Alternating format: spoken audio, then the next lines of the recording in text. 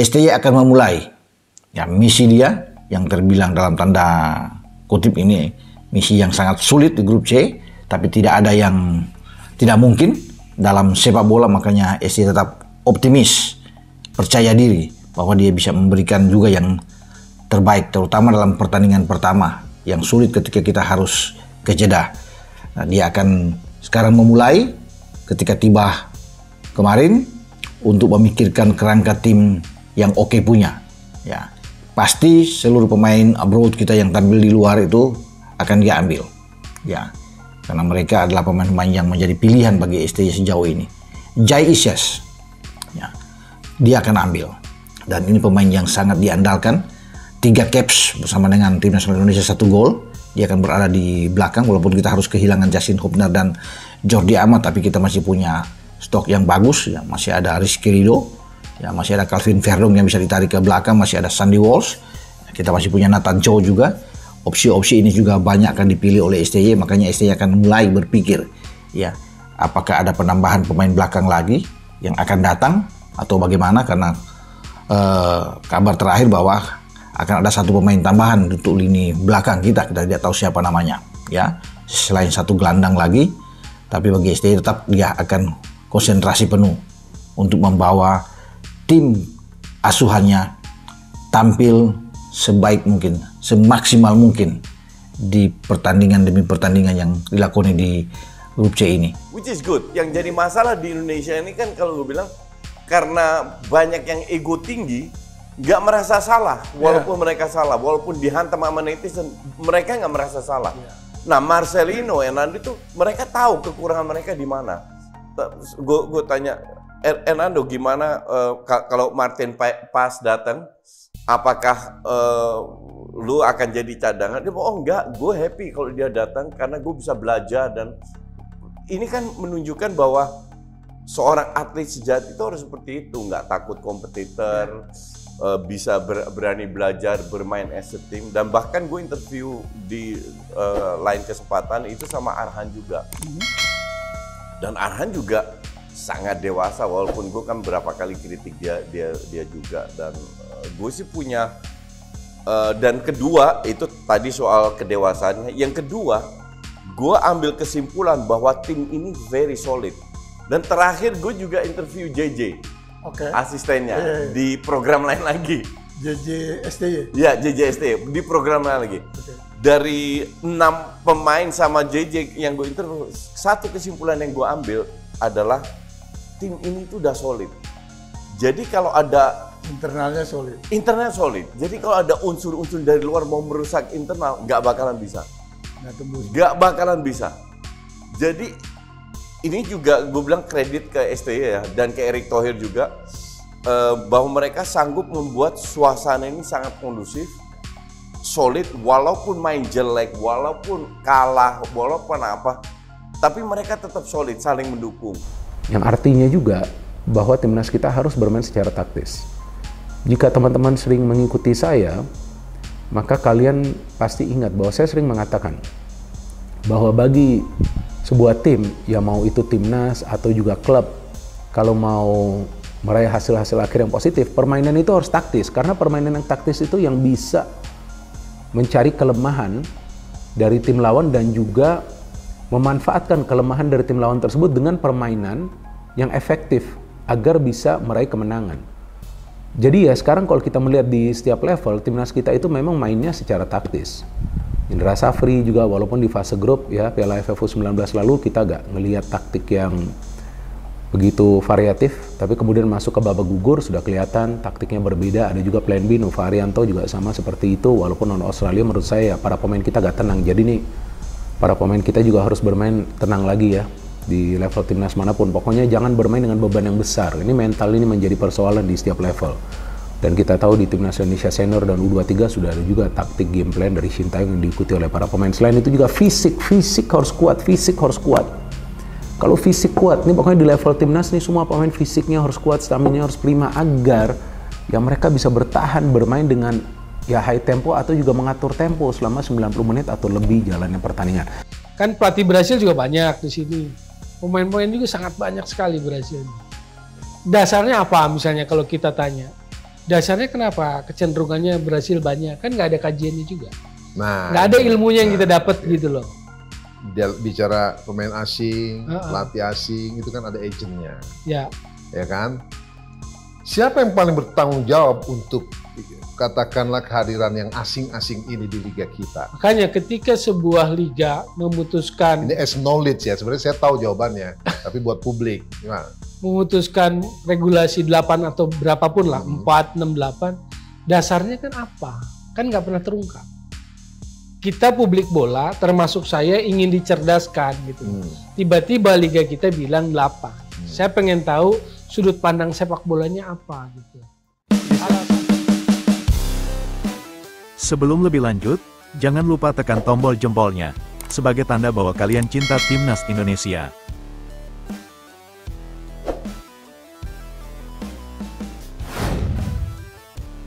Maarten Paes susul Sintayong, gabung Indonesia, pemain naturalisasi, kualifikasi Piala Dunia 2026. Pelatih Indonesia Sintayong telah tiba di Indonesia setelah menempuh perjalanan jauh dari Korea Selatan. Maarten Paes mendapatkan panggilan gabung Indonesia siap menuju Indonesia. Maarten Paes masih di Amerika Serikat, bulan Agustus ini siap-siap memenuhi panggilan Sintayong. Sintayong tampak bersama asisten dan stafnya sudah berada di Indonesia. Kehadiran Sintayong untuk mempersiapkan pertandingan grup C kualifikasi Piala Dunia 2026. Pemain naturalisasi dalam perjalanan dari Belanda menuju Indonesia. Pelatih dan pemain Indonesia mulai menuju Indonesia untuk persiapan menghadapi Arab Saudi pada pertandingan kualifikasi Piala Dunia 2026. Berita selanjutnya, asisten baru Sintayong pantau langsung laga Liga 1 antara Semen Padang vs Borneo FC. Deretan asisten Timnas Indonesia sekaligus asisten Sintayong memantau langsung Liga 1 yang mempertemukan Semen Padang vs Borneo FC.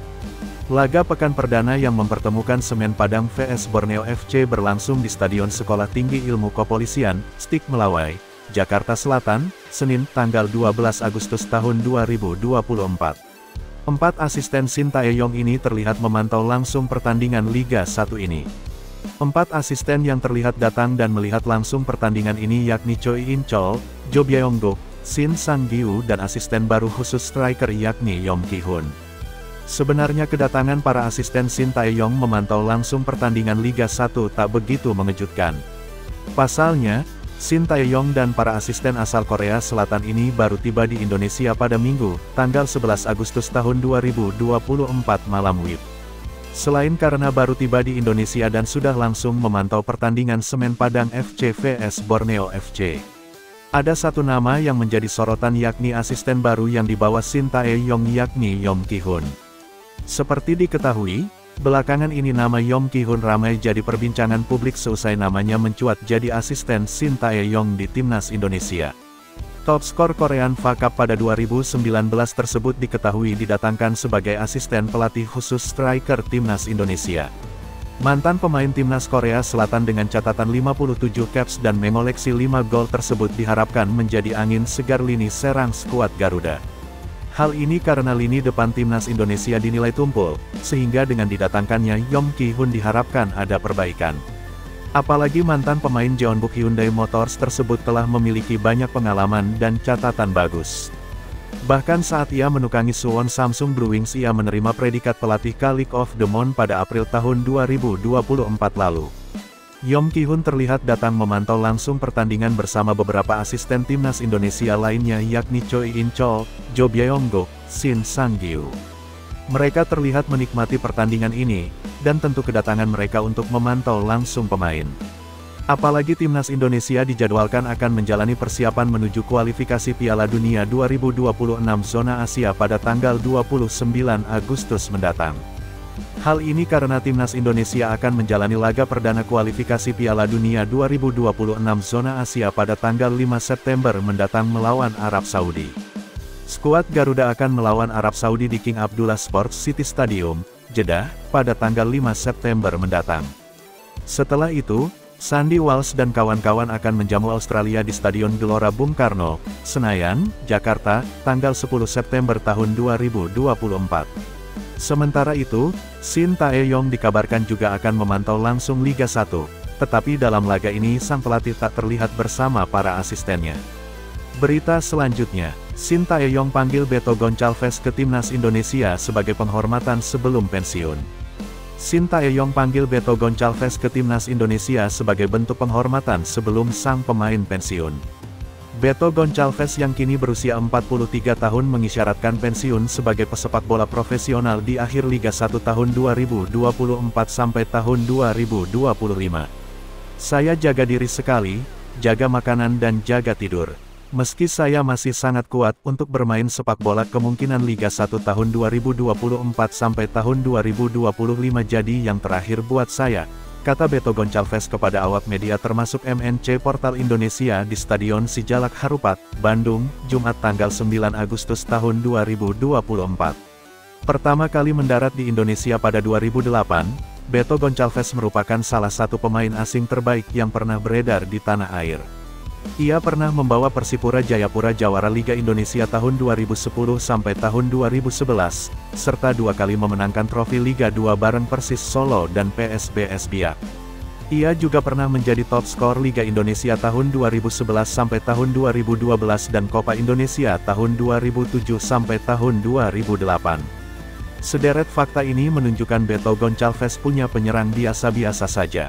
Berkat aksi ciamiknya, Beto Goncalves sampai dinaturalisasi menjadi WNI pada 2018.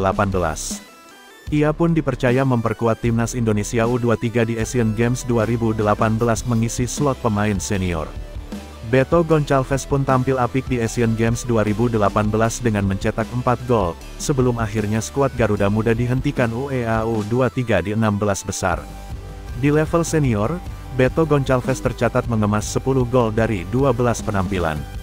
Dalam sebuah wawancara medio Juni tahun 2024, Beto Goncalves pun terang-terangan siap memperkuat Timnas Indonesia jika dibutuhkan.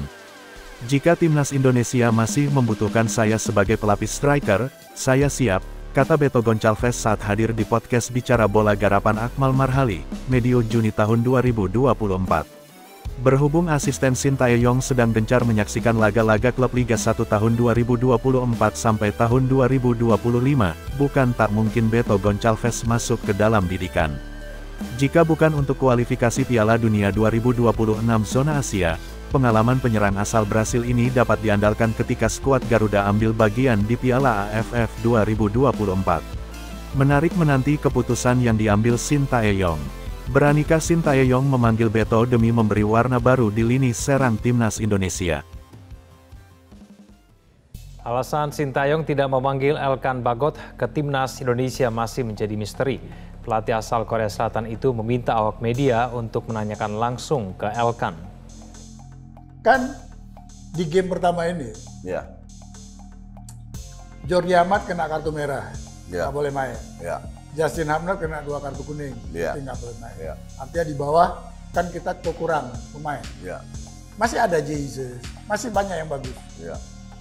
Tapi kan terakhir ini kan sepertinya antara STY sama Elkan Bagot itu seperti nggak tahu saya lagi kayak suami Ada- istri lagi Ya.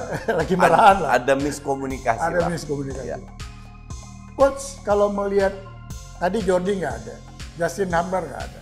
Artinya kan kita butuh Butuh Elkan. Elkan. Ya, Kalau menurut coach gimana nih? ambil. Ambil ya. Gini, yang gue analisa miskomunikasi antar dua orang ini, kalau gue lihat lebih antara perbedaan budaya. Ya, saya lebih setuju ke situ. Perbedaan budaya. Karena pada saat timnas main, Elkan nggak dipanggil kan? Dia dipanggil setelah selesai. Sementara dia sudah book liburan. Yes. Dan you cannot do that. Kita udah bikin planning, udah jangan diganggu. Lu nggak mau pakai gue dari awal, ya udah itu hak lu. Tapi jangan ganggu hak gue. Nah sementara Sintayong merasa, ya ini lu negara ini butuh lu loh. Lu kan itu mungkin ini perbedaan budaya antara Barat sama Asia, Ya. sehingga nggak perlu dijauh-jauhi lah. Dia sudah nggak dipanggil lagi beberapa match, itu hak Sintayong untuk memberi ya mungkin sanksi, sedikit sanksi lah. Tapi dengan sikon seperti Cubit ini, lah ya. ya sentil. Tapi dengan sikon seperti sekarang, Sintayong juga harus sadar kita butuh. kita butuh Elkan dengan ketidakrinduan orang. Dan kalau gue bilang sih turunin ego lo, panggil tuh Elkan. Dan Elkan siap kok. Setuju. Gitu ya. Nah, ini berarti selama 3 musim berturut-turut ya, Elkan Bagot dipinjamkan. Ya bahkan bukan 2 tahun ya, 3 tahun ya, dari sejak dia dibeli oleh FC Stans tahun 2020, dia selalu dipinjamkan ke Kings Lynn Town, kemudian ke Gillingham, ke Cheltenham Town juga pernah, lalu ke Bristol Rovers musim lalu selama setengah musim, dan kali ini ke Blackpool. Blackpool ini kalau teman-teman yang udah ngikutin bola let's say 15-20 tahun terakhir, ini tim yang pernah juga mencicipi kerasnya Liga Inggris tahun 2010 dan 2011 ya. Dan wish him the best apapun itu, karena tetap dia masih warga negara Indonesia, dan mudah-mudahan memang ini mungkin bukan pilihan yang paling ideal. Artinya kalau kita bayangkan sebagai seorang Elkan Bagot, pasti dia juga pengen ya bermain di Premier League. Semua pemain pasti ingin bermain di level tertinggi, tapi mungkin saat ini pilihan yang paling realistis adalah dia dipinjamkan ke Blackpool agar mendapatkan minute play lebih banyak ya. Mudah-mudahan pelan-pelan karirnya bisa meningkat, toh umurnya masih 21. Dan yang lebih penting lagi dan lebih bagus lagi, mungkin kalian setuju, hubungannya atau komunikasi dia dengan Sintayong atau federasi itu ya ada yang mungkin menjembatani lah supaya kembali rukun, rucuk, dan bisa membantu kekuatan lini pertahanan Indonesia. Nah, Lihat betapa bangganya dia dengan bendera Indonesia. Ya, terus kemana tuh yang kemarin yang teriak-teriak? Jangan pakai pemain keturunan di level U16 dan juga U19. Kasih kesempatan kepada para pemain lokal. Betul, semua pemain lokal diberikan kesempatan. Semua diberikan kesempatan, tapi harus bersaing untuk mendapatkan tempat. Iya dong. Kok enak aja nggak mau bersaing tiba-tiba mau mendapatkan tempat. Nanti kalau mainnya amburadul, nah gimana caranya timnas kita bisa meraih kemenangan? Semoga bisa cepat keadaan itu berubah. Ya. Well, sekarang nyebrang ke pemain asingnya, Well. Ini juga menarik, dan regulasinya 8. Yes. Kualitasnya gimana, Well? Melihat dari Piala Presiden kemarin. Ya kalau lihat di Piala Presiden belum ada yang mengesankan ya. Nggak ada pendatang baru yang menurut saya sih, keren gitu. Ya tetap aja masih David da Silva aja lah yang menurut saya sih strong gitu. Simic habis menurut saya sih di Persija gitu. Jadi pemain asing datang akan tambah banyak jumlahnya karena regulasinya membolehkan 8. Dari komposisi yang saya lihat juga menarik. Brasil ini paling banyak. Gitu loh. Ada sekitar 45 Brasil. Dari daftar yang sudah didaftarkan klub saya cek ada 45 Brasil. Dia paling banyak tuh. Jadi ini juga tanda tanya apakah ini memang sebuah apa namanya? Benturan. Bukan konspirasi. Bukan konspirasi, terlalu tinggi itu bahasanya apa ya?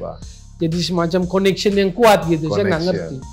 Kan pelatih Brasil juga banyak di sini. Pemain-pemain juga sangat banyak sekali Brasil. Dasarnya apa misalnya kalau kita tanya? Dasarnya kenapa kecenderungannya Brasil banyak? Kan nggak ada kajiannya juga. Nggak ada ilmunya yang kita dapat gitu loh. Sebelum lebih lanjut, jangan lupa tekan tombol jempolnya, sebagai tanda bahwa kalian cinta Timnas Indonesia.